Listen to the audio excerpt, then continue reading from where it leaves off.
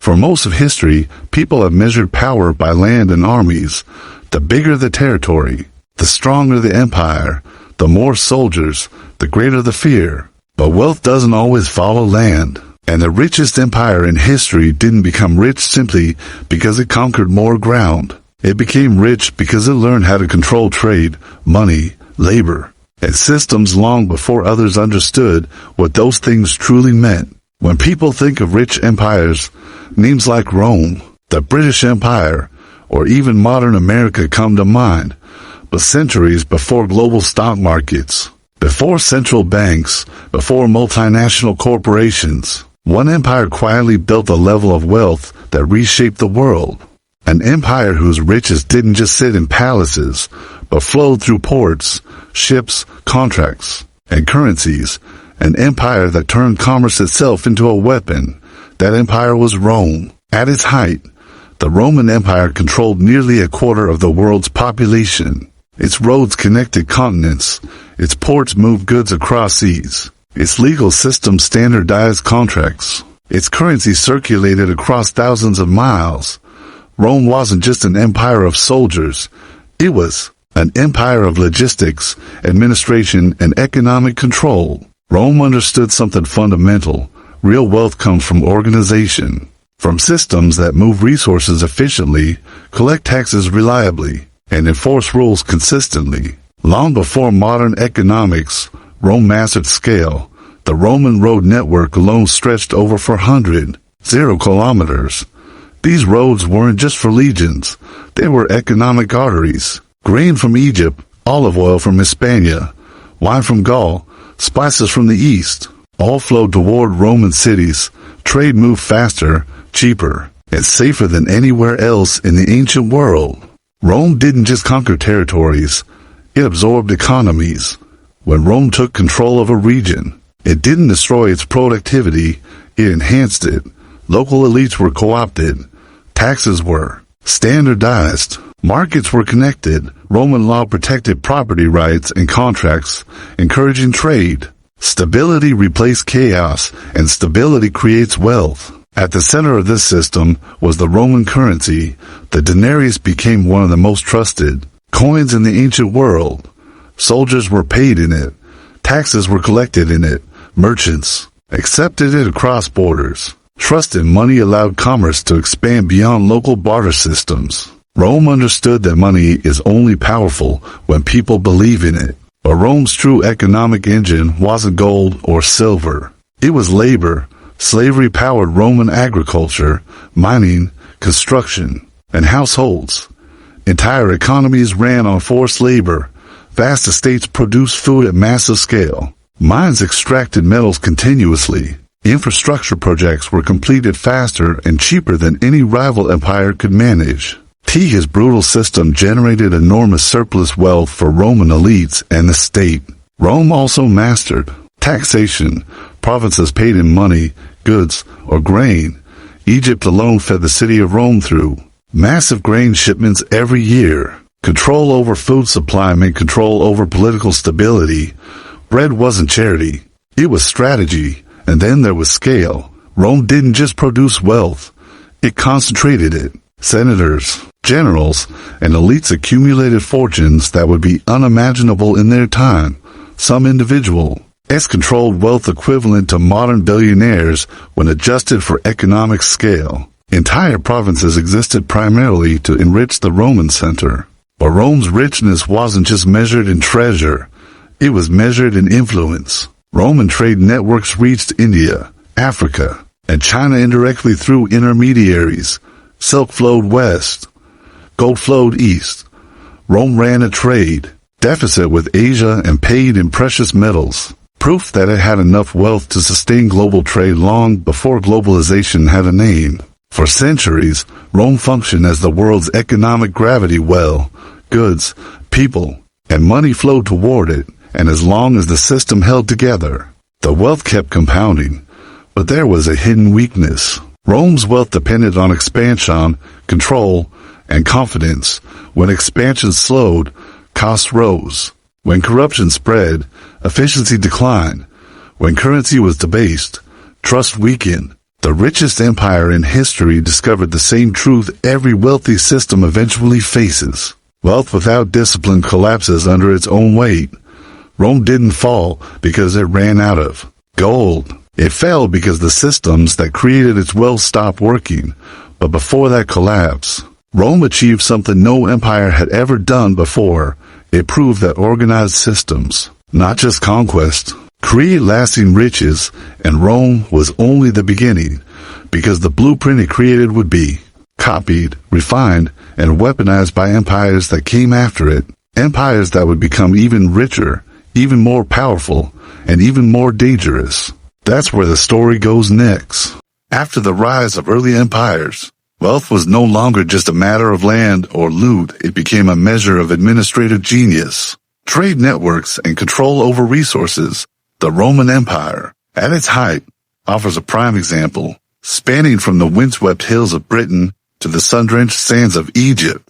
Rome's wealth was astonishing, but it was also fragile. Its power came from organization, the ability to collect taxes efficiently, to maintain roads and aqueducts, and to facilitate commerce across thousands of miles. Gold and silver flowed from conquered provinces to Rome, but so did grain, wine, olive oil, and countless other commodities. The empire's wealth was both physical and logistical. The real power lay in controlling distribution. Trade routes connected distant corners of the empire. Egyptian grain fed the Roman populace. Silks and spices from Asia passed through Persian intermediaries in the Mediterranean markets. Roman merchants, bankers, and administrators didn't just collect taxes. They orchestrated a system that made the empire's vast resources accessible to the state and elite. Wealth was centralized, but the flow of goods and money kept the engine running. Without roads, ports, and legal contracts, the empire's riches would have been meaningless. Meanwhile, the Byzantine Empire inherited much of this wealth and refined it. Constantinople, strategically located between Europe and Asia, became a hub where East met West.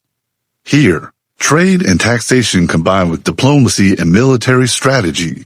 The Byzantines perfected coinage systems that facilitated domestic and international trade. Gold solidity backed by the state became a trusted currency across Europe and the Near East for centuries. Empires that could maintain credibility in their currency and institutions wielded influence far beyond their borders. Moving eastward, the Islamic caliphates of the 8th to 13th centuries demonstrated that wealth wasn't just measured in gold. It was about intellectual and technological capital. Baghdad, Cairo, and Cordoba became centers of commerce, science, and culture. Merchants, scholars, and bankers collaborated to create a sophisticated economy. Agricultural surpluses, taxation, and vibrant markets allowed rulers to fund armies, palaces, and monumental architecture. The wealth of the empire was mirrored in its cities, libraries, mosques, and caravanserai testified to both prosperity and power.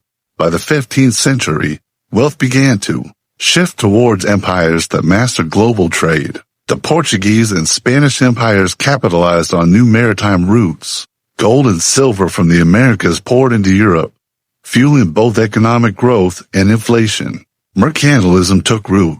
Empires that controlled trade routes and colonies could extract wealth far beyond what land alone could provide.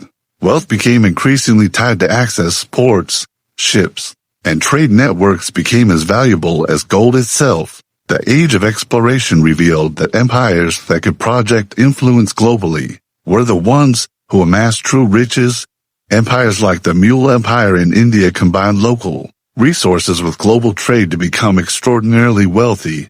Their wealth wasn't just in palaces and jewels. It was in textiles, spices, and strategic control over trade corridors. Wealth allowed rulers to invest in arts, administration, and military campaigns, further consolidating their power. The richest empires were those that understood that money, commerce, and governance were inseparable. Control of one amplified the others. Ultimately, chapter just shows that wealth in history was never just about coins. It was about systems, networks, and credibility. An empire could have gold, but without trade, administration, or trusted institutions, that wealth was fragile. The richest empires were those that understood the mechanics of money, trade, and governance and used them to extend influence across continents. By the 18th and 19th centuries, the richest empires were no longer just about territory. They were about economic systems, trade dominance, and financial innovation. The British Empire stands as the clearest example. At its peak, it ruled over a quarter of the world's population and nearly a quarter of its landmass. But what made it truly rich was not just the colonies themselves. It was control over global trade networks, finance, and production. The empire didn't simply conquer territories. It integrated them into a vast economic machine. Raw materials flowed from India, Africa, and the Americas into British ports, fueling industries that transformed the nation into the workshop of the world. London became the global financial center. Banks, insurance companies, and merchant houses orchestrated trade on a scale never seen before. Bills of exchange, joint stock companies, and sophisticated credit systems allowed money to move faster than ever. The British pound became the world's reserve currency, trusted across continents. Backed by both gold and the empire's global reach, empires like Britain didn't just amass wealth, they engineered it. Every port, every trade route, and every treaty became a tool for consolidating power and extracting value. Meanwhile, the Dutch and French empires illustrated that wealth could be leveraged for both commerce and innovation. Amsterdam, centuries earlier, had pioneered stock exchanges and public debt systems. Paris became a center of luxury, art, and scientific advancement, funded by colonial trade and domestic commerce. These empires understood that wealth was multidimensional. Raw resources, capital, technological know-how, and political influence all interlocked to produce extraordinary riches. Across Asia, the Qing dynasty in China and the Mughal Empire in India controlled immense resources and populations. Their wealth was less about global finance and more about production, taxation, and trade within vast empires. Textiles, spices, porcelain, and silver flowed through their markets. They demonstrate that being rich doesn't always mean being dominant globally. Local control, efficiency, and trade expertise created enormous wealth within their regions, shaping societies for centuries. The lesson of the richest empires is clear. Wealth is systemic. It isn't about gold alone, or land alone, or armies alone. The truly wealthy empires integrated commerce, governance, finance, and innovation. They understood that money must flow, that markets must trust, and that administration must be efficient. Without these, even the largest territories could falter, as history repeatedly shows. In the modern world, echoes of these empires remain. Global trade, multinational corporations, and financial markets operate on the same principles: access, organization, and credibility. The richest empires didn't just extract wealth, they built systems that made wealth repeatable, scalable, and sustainable. And that is why their lessons are still relevant today. Power without organization is fragile. A wealth embedded in a system is nearly unstoppable. From Rome to Venice, from the Islamic caliphates to the British Empire, history shows a clear pattern. The richest empires mastered not just land, but finance, trade, and governance. They understood that influence is inseparable from wealth, and that true power lies in creating systems that endure long after individual rulers are gone. The story of the richest empires is, at its core, a story of human ingenuity, of vision, organization, and the relentless drive to turn resources into influence. It is a lesson in understanding how wealth shapes the world, then and now.